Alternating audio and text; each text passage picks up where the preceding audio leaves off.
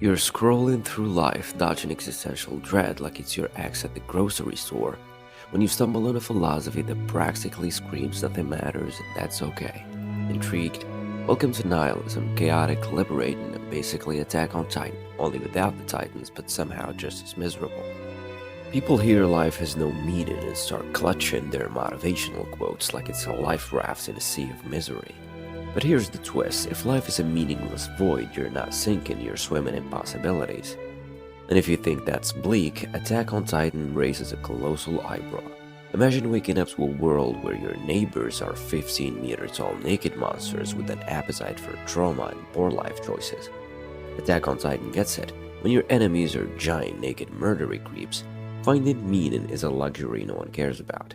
Take Eren for instance. This guy starts out with enough optimism to power a solar farm, only to get smacked in the face by the universe's ultimate plot twist, watching his mom become a Titan's lunchtime special. That's not just trauma, that's a Shakespearean tragedy injected with steroids and caffeine.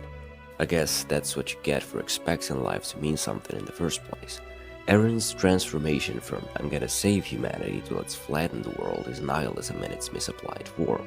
Levi Ackerman, humanity's sassiest soldier, however, doesn't waste time crying over spilled blood or tea. He knows life is brutal, fleeting, and about as pleasant as a Titan fart, but he turns his existential crisis into an acrobatic, Titan-slaying performance that gives you the best entertainment of your life. One perfectly executed spin kill at a time. But let's not forget Erwin Smith, the guy who stares death in the face and says, "Death, you better be taking notes." Erwin isn't just a leader, he's the Nietzsche of the battlefield. He doesn't flinch at the abyss, he makes the abyss question its life choices.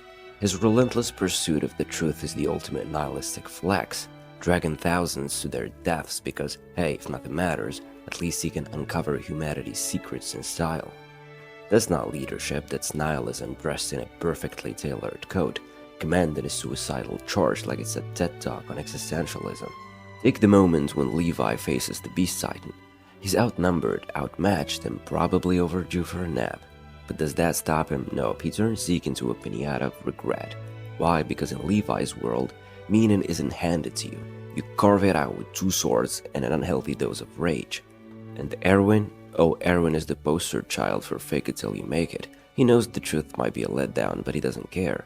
He marches into death smiling because, let's face it, life was never gonna send him a thank you card anyway. His last charge isn't just a scene, it's a middle finger to the absurdity of existence. Here's where nihilism shines brighter than a colossal Titan on a sunny day. If nothing matters, you're free to decide what does. Levi decides it's sass, flashy moves, and maybe keeping his squad alive for more than 5 minutes. Erwin decides it's truth, even if it means sacrificing his entire survey corps. And Eren, well, he decides freedom, then goes trampling the world like a Titan toddler having a tantrum. But the beauty of nihilism isn't in the destruction, it's in the liberation. Think about it. If the universe is indifferent, then you don't need to justify why you spent 6 hours binge-watching Attack on Titan. You're free to make meaning out of nothing, the way Han Zoe made joy out of poking Titans for science. What is humanity if not a perpetual contradiction? A delicate dance between hope and despair, stumbling along the edge of an abyss. Every soul, fragile and defiant, constructs its own myths of purpose, weaving together lies to hold off the crushing truth.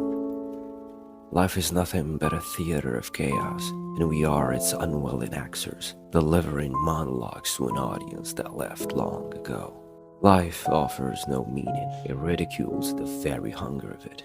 Yet within that derision lies a peculiar freedom, a freedom born not of purpose but of rebellion. If nothing holds weight, then every choice becomes a quiet act of creation, a silent scream against the infinite void. The splendor of existence lies in the audacity to craft meaning from the ruins, to carve fragments of light into darkness, and to grin madly as the abyss gazes back, unblinking,